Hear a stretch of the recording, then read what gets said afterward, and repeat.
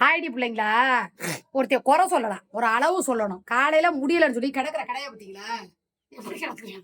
எனக்கு சிரிப்பு வேற வருது, என்னை யாரும் வையாதீங்க. காலையிலே மாவு கடைக்கு போய் மாவு வாங்கிட்டு வந்து, சரி கடையில சாப்பிட்டது ஃபுட் பாய்சன் ஆகி போச்சேன்னு சொல்லிட்டு வீட்டில் காய் கறி ஒன்றுமே கிடையாது, வெறும் ஃப்ரிட்ஜு. சரி விடு பரவாயில்ல, மூட்டை வைப்பமேனு இந்த பாருங்க, ஒரு வெங்காயம் ஒரு தக்காளி இட்லி வந்து இங்கே வாங்க. காலையிலேயே ஓடி போய் மெனக்கட்டு மாவு வாங்கிட்டு முடியாந்தேன் கடையில். சரியா, சூடா இட்லியை வச்சு இந்த ஒருங்க சாம்பாரெல்லாம் வச்சு, எங்க சாம்பார் சட்டியை காணா. இந்த சாம்பார் சட்டி வச்சு மாதுளம்பழம் ஒன்று கடைஞ்சி என் தங்கச்சி எடுத்து குடிச்சு கொடுக்கா அப்படின்னு ஜூஸ் போடணும். அவருக்கு பால் ஊற்றி ஜூஸ் சேராது, வடிவேல் காமெடி மாதிரி எதையுமே சேராதுன்ட்டு இட்லியை ஊற்றி சாப்பிடியா சாப்பிடியா சாப்பிடியா ஆஸ்பத்திரிக்கு கிளம்புவோம். ஏன்னா எனக்கு இந்த சுடிதார் போட்டால் வேலை செய்ய வர மாட்டேங்குதுன்னு நைட்டியை போட்டிருக்கேன். சரி சாப்பிட்டுட்டு கிளம்புனா கொஞ்சம் நல்லா இருக்கும். சுடுதண்ணி வந்து பார்த்தீங்கன்னா இந்த பாருங்க பிளாஸ்டிக். நான் எல்லாத்தையும் உங்களுக்கு வீடியோவை காட்டுறேன். இந்த பாருங்க, காலைல 8 மணில நேற்று நைட்ல இருந்தே நான் தூங்கலடா. சரி, அந்த மெர்சிமா வாங்கி கொடுத்த பிளாஸ்க்ல சுடுதண்ணி வச்சு வச்சுட்டேன். இந்த பாருங்க, ஆவி பறக்குதா தெரியுதா, இது வச்சாச்சு.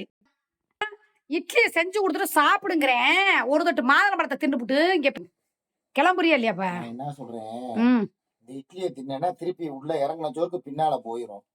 இது தேவையா? ஒரு ஊசி போடணும். சாப்பாடு ஆகாரமே வேணாங்கிறேன். நான் என்ன சொல்றேன் தெரியுமா, மாதிரி ஆகி போச்சு. நீ அப்ப மூடிக்கிட்டு திங்கிறத காட்டக்கூடாது. உன்னை யார் வந்து நான் பிரியாணி திங்கிறேன், நான் கறி குழம்பு திங்கிறேன் யார் சொன்ன? நான் எத்தனை வாட்டி சொல்லியிருக்கேன், காட்டாத. இந்த வண்டி எடுத்த மேட்டர்லாம் எதுக்கு சொல்லாதன்னு சொன்னா இல்லையா? எனக்கு சோறையோ இட்லியவோ இதெல்லாம் பார்த்தாலே நச்சு மாதிரி. டேய் இங்க பாருங்கடா, நான் எவ்வளவு கஷ்டப்பட்டு ஒண்ணுமே இல்லடா வீட்டுல, ஆனாலும் போட்டு அவருக்காக நல்லா பூண்டு பெருங்காயம் எல்லாம் போட்டு தட்டி போட்டு நல்லா சுட்ட கொதிக்க இட்லி சாம்பார் பருப்பு சாம்பார்.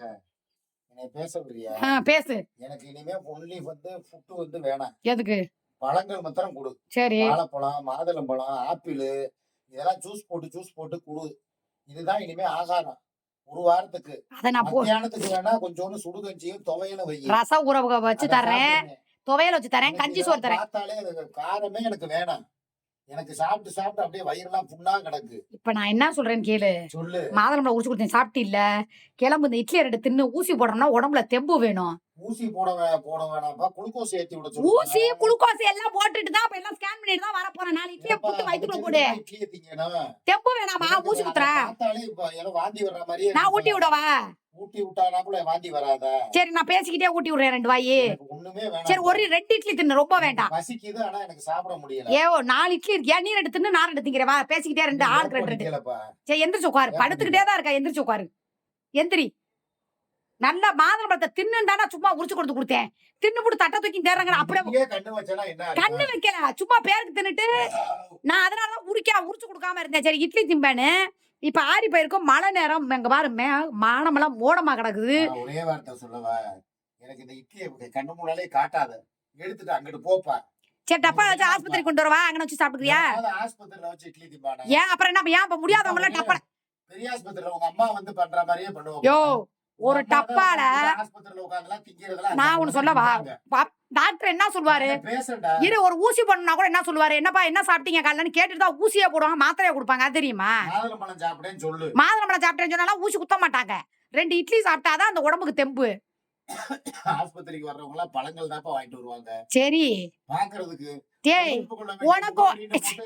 உனக்கு உண்மையாலுமே உடம்பு முடியல, இப்படி காமெடி பண்ணினா யாருமே இது பண்ண மாட்டாங்க. நீ என்ன சிரிச்சுக்கிட்டு காமெடி பண்றியா? இதுக்கே வந்து உட்கார்ந்துகிட்டு நான் ஒரு வீடியோ போட்டிருக்கேன்.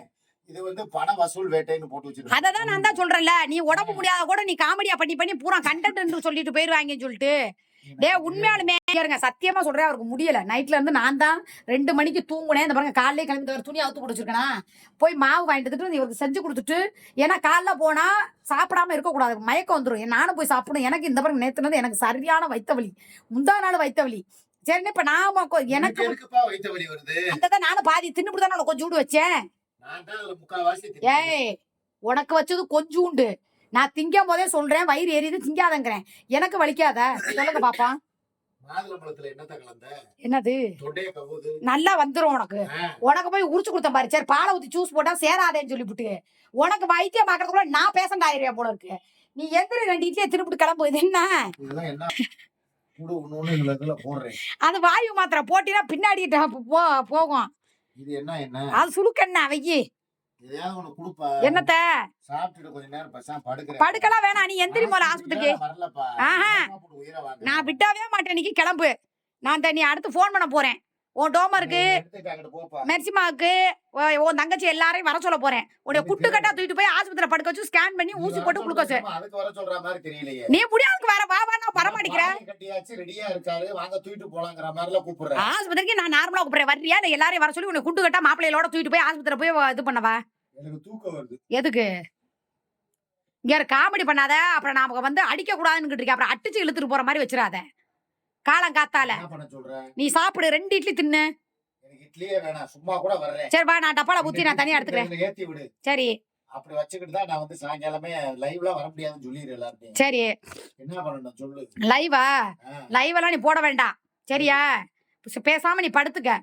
நான் கூட என்ன போடுறாங்கன்னு படிச்சு இப்ப சொல்றேன். இவ்வளவு நேரம் ஆச்சு, வீட்ல இருந்து ஒரு போன் வரல. எதுக்கு? என்ன ஆச்சு? வீடியோ பாத்துருப்பான் இல்ல நேரம். ம் ஒரு வார்த்தை கூப்பிடல.